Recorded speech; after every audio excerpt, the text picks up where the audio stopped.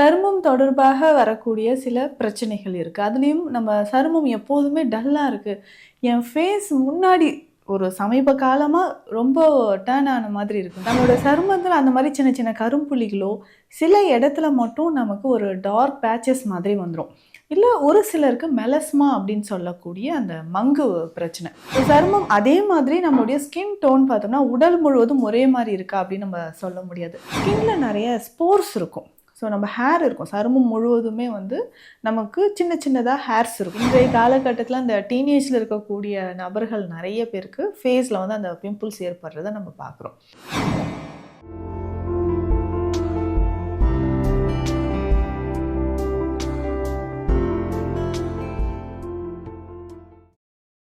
வரம் நேயர்களுக்கு வணக்கம். நான் டாக்டர் நித்யா, சித்தா ஃபிசிஷியன்.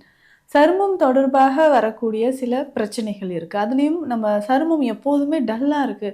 என் ஃபேஸ் முன்னாடி ஒரு சமீப காலமா ரொம்ப டர்ன் ஆன மாதிரி இருக்குன்னு சொல்லுவாங்க. டார்க் ஆயிடுச்சு. இப்ப சருமம் பளபளப்பாக இருக்கிறதுக்கு என்ன செய்யணும்? நம்மளோட சருமத்தில அந்த மாரி சின்ன சின்ன கரும்புள்ளிகளோ, சில இடத்துல மட்டும் நமக்கு ஒரு டார்க் பேட்சஸ் மாதிரி வந்துரும்.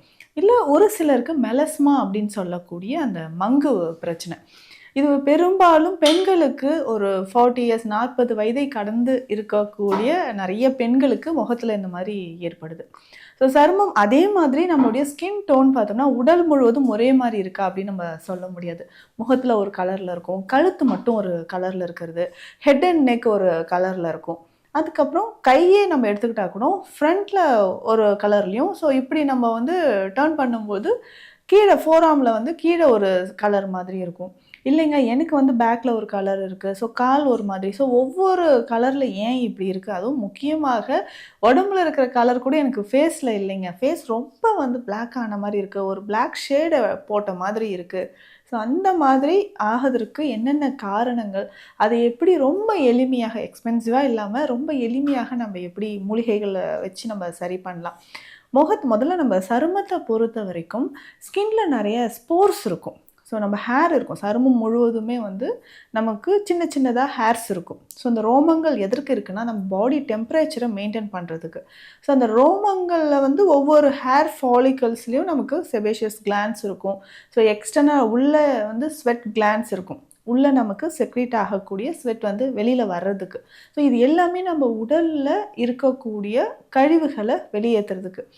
நம்ம என்ன பண்றோம்னா, ஸோ ரொம்ப டஸ்ட்ல போறது, இல்ல பொல்யூஷன் மேல படுறது, சன்லைட்ல ரொம்ப நேரம் இருக்கிறது, இந்த மாரி சில காரணங்களாலயும், நம்ம யூஸ் பண்ணக்கூடிய சில கெமிக்கல்ஸ்னாலயும், ஸோ ஃபேஸ் கிரீம்ஸ்லாம் யூஸ் பண்றோம். இந்த மாதிரி கெமிக்கல்ஸ்னாலயும் நமக்கு என்ன ஆகும்னா, அந்த ஸ்போர்ஸ்ல எல்லாமே, அந்த துளைகள்ல எல்லாமே அடைப்பு ஏற்பட்டு, கழிவுகள் வந்து வெளியேற முடியாம போயிடுது. ஸோ இதுக்கு தான் சொல்றது, அப்பப்போ நம்ம வந்து ஆவி பிடிக்கிறது நல்லது. இப்போ ஃபேஷியல்லாம் நம்ம பண்ணோம்னா, ஸோ ஒரு ஸ்டீம் எடுத்துட்டோம்னா, ஃபேஸ்ல அந்த ஸ்போர்ஸ் எல்லாமே ஓப்பன் ஆகி, உள்ள இருக்கக்கூடிய அந்த நம்ம கழிவுகள் இருக்கிறது, அந்த டாக்ஸின்ஸ் இருக்கிறது, டஸ்ட் எல்லாமே வெளியில வந்து சருமம் பொலிவாக இருக்கும்னு சொல்லலாம். ஸோ அதே மாரி தான் நம்ம ஏதாவது ரொம்ப ஹார்ட் கெமிக்கல்ஸ் இருக்கக்கூடிய சோப்ஸ் யூஸ் பண்றோம். இல்ல கிரீம்ஸ் ஏதாவது யூஸ் பண்றோம். காஸ்மெட்டிக்ஸ் யூஸ் பண்ணும்போதும் நம்ம சருமம் அதிகமாக பாதிப்பு ஏற்படும். இந்த மாதிரி நம்ம தொடர்ந்து யூஸ் பண்ணிக்கிட்டே வந்தோம்னா, கொஞ்ச நாளுக்கு அப்புறம் ஒரு 2 வீக்ஸ்க்கு அப்புறம் நமக்கு தெரியும். இன்னைக்கு யூஸ் பண்ணா நாளைக்கே அடுத்த நாள் அப்படி தெரிஞ்சிராது. ஒரு 2 வீக்ஸ் ஆகும். 2 வீக்ஸ்க்கு அப்புறம் என்ன ஆகுதுன்னா, முகத்துல நமக்கு நெறைய பாதிப்புகள் தெரியும். கொஞ்சம் கொஞ்சமா கருமை நிறத்துல முகம் மாறுவது மாதிரி தெரியும். ஸோ இந்த மாதிரி சருமத்தில் கருமை நிறம் இருக்கு, இல்ல மெலஸ்மா மாதிரி மங்கு இருக்கு, கருமை நிற திட்டுக்கள் இருக்கு. இதெல்லாம் மறைஞ்சு முகம் பளபளப்பாக இருக்கிறதுக்கு என்னென்ன செய்யலாம்? ரொம்ப சிம்பிளா நெறைய பதிவுகள்லயும் நான் சொல்லியிருக்கிறேன். சில மூலிகைகள நம்ம வந்து பயன்படுத்தணும். அதுலயும் முக்கியமாக இரவு நேரத்துல தூங்குறதுக்கு முன்னாடி நம்ம சொல்லக்கூடிய இந்த அ ஸ்தான தைலம், இல்ல ஸ்தான தைலம்னு சொல்லுவோம். இல்லன்னா இது வந்து குங்குமாதி தைலம்னு சொல்லலாம். இந்த ஸ்தான தைலம் அப்படின்னு சொல்ற இந்த குங்குமாதி தைலத்த நம்ம பயன்படுத்தி, ஸோ சருமம் ரொம்ப பளபளப்பா இருக்கிறதுக்கு நம்ம இது வந்து பயன்படுத்திக்கலாம். இந்த குங்குமாதி தைலம் அப்படின்னு சொல்றது பேர்லயே இருக்கு. இதுக்கு வந்து முக்கியமா குங்குமப்பூவ நம்ம வந்து பயன்படுத்தி செய்யணும். அதே மாதிரி ஆட்டுப்பால் வந்து இதற்கு தேவைப்படுது. ஆட்டுப்பால் எதற்கு பயன்படுத்தணும்? பொதுவாகவே நம்ம சருமத்தில ஏதாவது ரொம்ப ஸ்கின் வந்து ரொம்ப டார்க்கா இருக்கு. அங்கங்க மங்கு மாதிரி இருக்குன்னா, நம்ம பாலை வந்து ஃபேஸில் நல்லா அப்ளை பண்ணிவிட்டு அதுக்கப்புறம் வாஷ் பண்ணிவிட்டு டெய்லி இந்த மாதிரி பண்ணோம்னாவே சருமத்தில் இருக்கக்கூடிய மாசு மருக்கள் எல்லாமே நீங்குதுன்னு சொல்லலாம். ஆட்டுப்பாலை பயன்படுத்தி இந்த மருந்து செய்யும் பொழுதும் இதுவுமே நமக்கு என்னன்னா ஒரு சிறந்த பலனை தருது அப்படின்னு சொல்லலாம். இந்த குங்குமாதி தைலம் நம்ம எப்படி ரெடி பண்ணுறோம், நம்மக்கிட்டேயும் இந்த ஆயில் வந்து அவைலபிளாக இருக்குது. இது வந்து ஒரு பேக்கேஜ் மெடிசன் மாதிரி நம்ம யூஸ் பண்ணிக்கலாம். எப்படின்னு பார்த்தீங்கன்னா, இந்த குங்குமாதி தைலம் இருக்குது இல்லைங்களா, இது யூஸ் பண்ணுறதுக்கு முன்னாடி ஒரு ஃபேஸ் பேக்கும் நம்ம யூஸ் பண்ணிக்கணும். அதை நம்ம தொடர்ந்து நம்ம ஃபாலோ பண்ணிக்கிட்டே வந்தோம்னா, அந்த சருமத்தில் இருக்கக்கூடிய அந்த சின்ன சின்ன ஸ்போர்ஸில் இருக்கக்கூடிய டஸ்ட்டு, ஆக்னிஸ் நிறைய பேருக்கு இருக்கும், பிம்பிள்ஸ் இருக்கும்.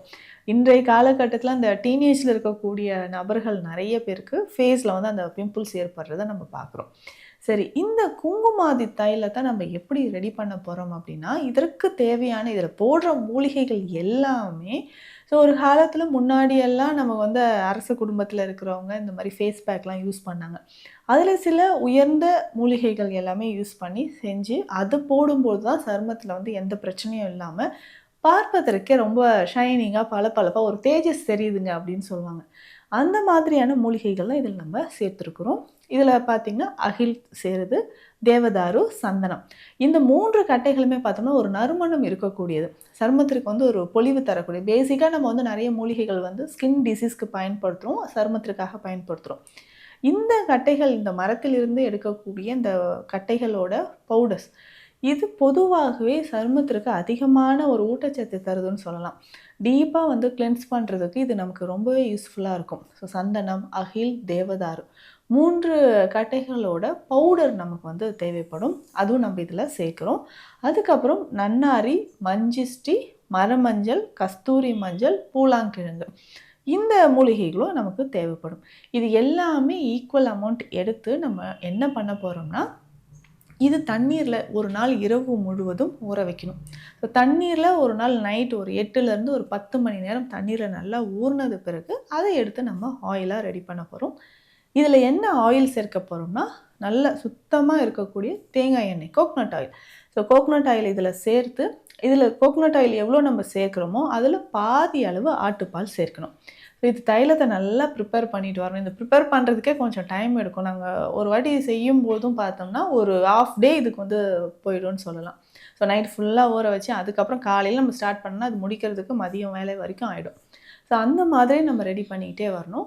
நல்ல தைலம் ரெடி ஒரு பதத்துக்கு வந்ததுக்கு அப்புறம் தான் இதில் வந்து நம்ம ஃபைனலாக குங்குமப்பூவை இதில் சேர்க்க போகிறோம். குங்குமப்பூ கிட்டத்தட்ட ஒரு 10 கிராம் அளவுக்கு தேவைப்படும். அந்த அளவுக்கு குங்குமப்பூ சேர்த்து செய்யக்கூடியது தான் இந்த குங்குமாதி தைலம் அப்படின்னு சொல்லக்கூடிய ஸ்நான தைலம்.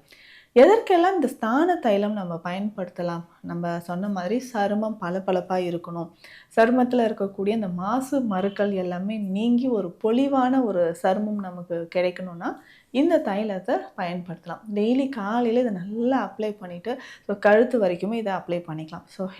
முகத்துக்கோ கழுத்துக்கோ இல்லை உடலில் வேறு எங்கேயாவது கருமை நிற திட்டுக்கள் இருக்குனாலும் அந்த இடத்துல இந்த தைலத்தை நல்லா அப்ளை பண்ணிக்கலாம். அப்ளை பண்ணிவிட்டு ஜென்டலாக மசாஜ் பண்ணதுக்கப்புறம் நம்ம வாஷ் பண்ணிக்கலாம். இரவு நேரத்துலையும் கூட இந்த தைலத்தை நம்ம யூஸ் பண்ணலாம்.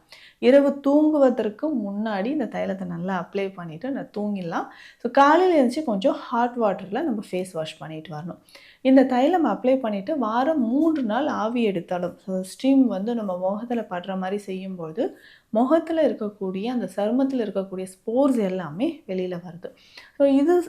இது ஒரு 3 நாள் 4 நாள் நம்ம செஞ்சுட்டு அதே மாதிரி ஃபேஸ் பேக் முகத்தில் வந்து நம்ம ஃபேஸ் பேக்காக யூஸ் பண்ணுறதுக்கும் சில மூலிகைகள் இருக்குது. அதை நான் முன்னாடியே சொன்ன மாதிரி நலங்கு மாவு பொடியோ பயன்படுத்தலாம். இல்லை வெறும் கஸ்தூரி மஞ்சளும் பூலாங்கிழங்கு அப்படின்னு சொல்லக்கூடிய கிழங்கு இது 2 பொடியும் சம அளவு எடுத்து நல்லா மிக்ஸ் பண்ணி ஃபேஸில் அப்ளை பண்ணிவிட்டு அதுக்கப்புறம் கூட வாஷ் பண்ணதுக்கப்புறம் திரும்பவும் இந்த குங்குமாதி தைலத்தை ஃபேஸில் அப்ளை பண்ணிக்கலாம். இந்த மாதிரி நம்ம பண்ணிகிட்டே வரணும். இது கூட நம்ம என்னென்ன சில ஹெல்த்தியான விஷயங்கள் என்னென்ன ஃபாலோ பண்ணணும் அப்படின்னா, தண்ணீர். தண்ணீர் குடிக்கிறது ரொம்ப ரொம்ப அவசியம். தண்ணீர் சத்தே நம்ம தண்ணியே குடிக்காமல் எக்ஸ்டர்னலாக இதெல்லாம் போட்டுட்டு இருந்தாலும் நமக்கு பலன் இருக்காது. தேவையான அளவுக்கு ஒரு நாளைக்கு வந்து தண்ணீர் வந்து 3 லிட்டர், குறைந்தபட்சம் 3 லிட்டராவது தண்ணீர் குடிக்கணும். ஃப்ரூட்ஸ் வந்து நிறைய சாப்பிடணும். நீர் சத்துக்கள் அதிகமாக இருக்கக்கூடிய நம்மளுடைய ஃப்ரூட்ஸ் வந்து நிறைய சாப்பிட்டுட்டு வரணும். டெய்லி இந்த ஜூஸாக எடுக்காமல் ஃப்ரூட்ஸ் வந்து நிறைய சாப்பிட்டுட்டே வரணும். அதே மாதிரி அதிகமான உப்போ புளிப்போ நம்ம உடலில் டாக்ஸின்ஸ் நிறைய சேரக்கூடிய விஷயங்களை நம்ம அவாய்ட் பண்ணணும். போதுமான அளவுக்கு உறக்கம் ரொம்ப ரொம்ப முக்கியம். அடுத்ததாக பார்த்தோம்னா கான்ஸ்டிபேஷன், மலச்சிக்கல் தொந்தரவும் நிறைய பேருக்கு இருக்கும். இந்த மலச்சிக்கலை சரி செய்வதற்கான வழிமுறைகளும் நம்ம ஃபாலோ பண்ணணும். ஸோ ஆல்ரெடி நம்ம உணவில் நிறைய ஃபைபர் கண்டென்ட் இருக்கிறத சாப்பிட்டுட்டு வந்தாலும் மலச்சிக்கல் குணமாகும். ஸோ இந்த மாதிரியான உணவு முறைகளோடு நான் சொன்ன இந்த தைலமும் நீங்கள் யூஸ் பண்ணிக்கிட்டே வந்தீங்கன்னா இதுக்கு ஒரு நல்ல ஒரு பலன் நமக்கு கிடைக்கும். பல வருஷமாக நம்ம கிளினிக்கில் இந்த தைலத்தை நம்ம கொடுத்துட்ருக்குறோம். சருமம் தொடர்பான பிரச்சனைகள் ஏதாவது இருந்தாலும் கீழே இருக்கக்கூடிய நம்பருக்கு காண்டாக்ட் பண்ணுங்கள். Deekshalayam Siddha health care, Adambakkam, Chennai. நன்றி.